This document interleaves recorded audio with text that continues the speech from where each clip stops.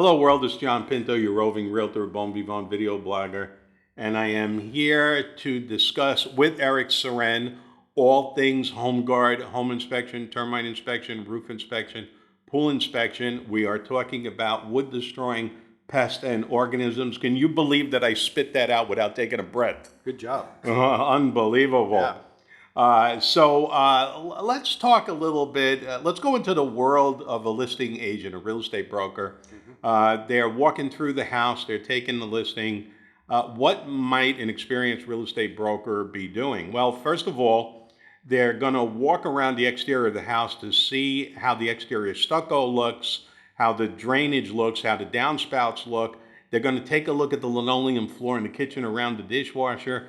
They're going to take a look at all the bathrooms and look at the floor around the wax seal of the toilet, the shower, the tub, just to kind of get a sense of what kind of wood-destroying pests and organisms have caused damage to that termite. But of course, us guessing is not as good as calling Eric and having him order those reports. So tell us about that report and what they typically encompass.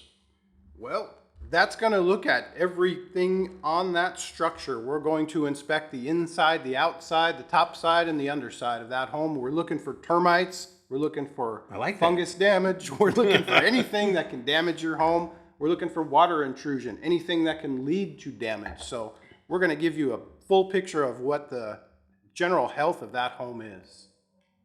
Very good. So when I get the termite report, I'm usually holding my breath. The first areas that I am looking at are the bathroom floors, the showers, the kitchen floor, subterranean termites, and drywood termites in the attic. Those are the things that I'm looking for. Is that the top of the hit parade? You got it. Yeah, you must have been doing this for, what, a couple weeks now? So is there anything else that pops up that I haven't mentioned? Well, we're going to talk about Section 2 things that can lead to a Section 1. So maybe you have a drain leak under that kitchen sink, and every time you run the water leaks. There's no damage there. What's the big deal? But if you leave it that way, of course, this is going to lead into damage, which will now become a Section 1 item, which for most loan situations would need to be repaired. Okay, so we're going to talk about Section 1, Section 2, Section 3. Sounds like real estate and termite jargon to me. So I'll toss you a softball, and we'll start with Section 3. Uh-oh. Section 3. What's Section 3? That was an off-speed pitch. I wasn't expecting that, John. But Section 3 is a further inspection. And basically that means we've come out to the house, we've looked at your house, and we couldn't maybe get into an area. The garage is full of storage, the attic was blocked, or the access to the crawl space was blocked. So we're coming out to do a further inspection. And that further inspection would be very important because if there's going to be trouble in River City, it's going to be under the crawl space attic, above the attic access. Right. So those become very, very important. Okay, let's flip over Section 2. What's that?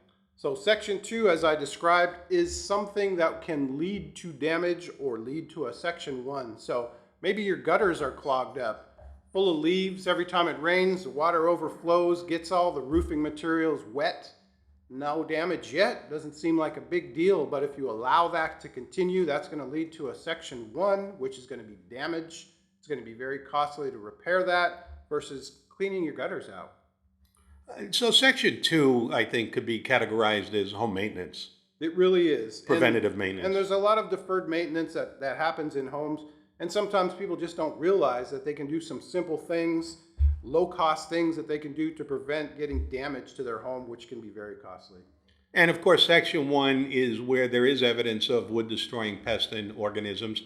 And I think sometimes people are not fully aware of what those organisms are that create damage. Could you articulate what those categories are? Absolutely. So Section 1 is going to encompass termites, subterranean drywood termites. There are dampwood termites. There are beetles that cause damage. And then there's fungus, which some people refer to as dry rot. Fungus is actually a living organism. That's why we're doing a wood-destroying pest and organism inspection. And fungus actually works much more quickly than the termites do. I'm much more concerned about finding fungus on a house than I am finding the termites. Of course, we want to deal with the termites, but the fungus can cause damage much more quickly. So, words of wisdom from Eric. You do not want fungus among us. You do not. That'd be terrible. That'd be terrible. So, we actually have a studio audience here today in case you hear anybody This is a chuckling. bonus for you guys. That's right. We don't usually tape with a studio audience. We did have to pay them to come in and listen to us today. Small. So, Eric, your departing words of wisdom for our viewing audience. You get that inspection, get all your re-inspection and supplemental reports done before you list that home. Protect yourself from liability and don't have any nightmares when you go to sleep tonight. There you go. Eric Syren, all things HomeGuard, roof, termite, home, and pool inspection. Thank you very much for tuning in. This is John Pinto, your roving realtor, bon vivant, video blogger, and we will see you on the next video.